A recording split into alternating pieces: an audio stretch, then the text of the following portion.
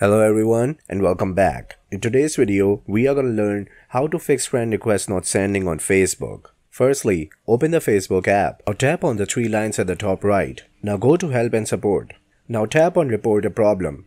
If you cannot send a friend request on Facebook, you need to report this problem to Facebook. Tap on Don't Include in Report. Now select Friend Request. Now describe your friend request issue here in detail.